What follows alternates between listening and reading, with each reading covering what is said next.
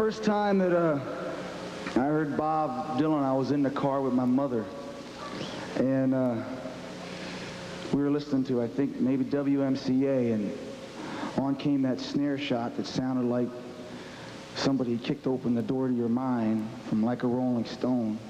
And my mother, she was no stiff with rock and roll. She liked the music. She listened. She sat there for a minute and she looked at me and she said, "That guy can't sing." But I knew she was wrong, you know. I sat there, I didn't say nothing, but I knew that I was listening to the toughest voice that I'd ever heard. It was lean, and it sounded somehow simultaneously young and adult. And I ran out and I bought the single, and I came home and I ran home and I put it on the 45. And they must have made a mistake at the factory because a Lenny Welch song came on. And the label was wrong. So I ran back and I got it. And I came back and I played it. And then I went out and I got Highway 61. And it was all I played for weeks. Looked at the cover with Bob with that satiny blue jacket and the Triumph motorcycle shirt. And when I was a kid, Bob's voice somehow, it thrilled and scared me. It made me feel kind of irresponsibly innocent. And it still does. It was, but it reached down and touched what little worldliness I think a 15-year-old kid in high school in New Jersey had in him at the time. Dylan was a revolutionary, man. The way that Elvis freed your body, Bob freed your mind. And he showed us that just because the music, he did.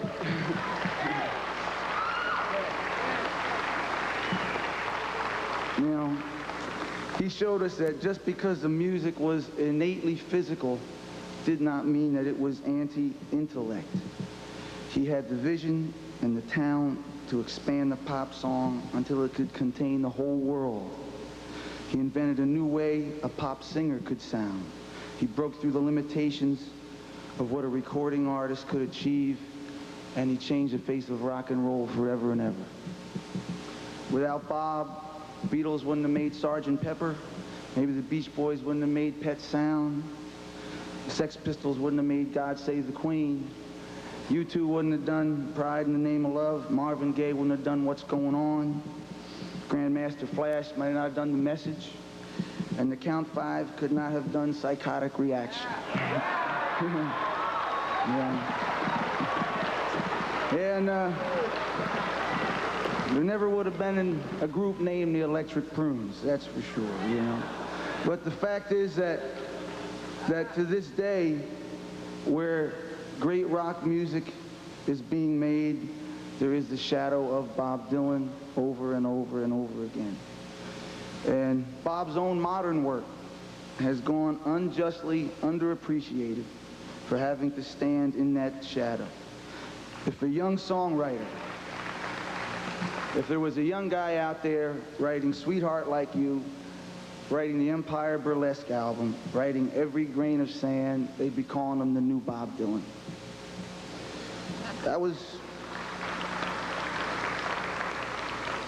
That's all the nice stuff that I wrote out to say about you. And that was about 3 months ago. I was watching TV and the Rolling Stones special came on. And Bob came on and he was in a real cranky mood, it seemed like. And he was kind of bitching and moaning about how his fans don't know him and nobody knows him. And that they come up to him on the street and kind of treat him like a long-lost brother or something. And speaking as a fan, I guess when I was 15 and I heard Like a Rolling Stone, I heard a guy that, like I've never heard before or since, a guy that had the guts to take on the whole world and made me feel like I had him too. And maybe some people mistook that voice to be saying somehow that you were going to do the job for him.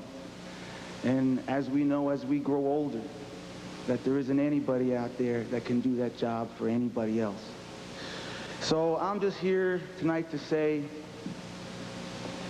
thanks to say that I wouldn't be here without you, to say that there isn't a soul in this room who does not owe you their thanks, and to steal a line from one of your songs, whether you like it or not, he was the brother that I never had. Congratulations.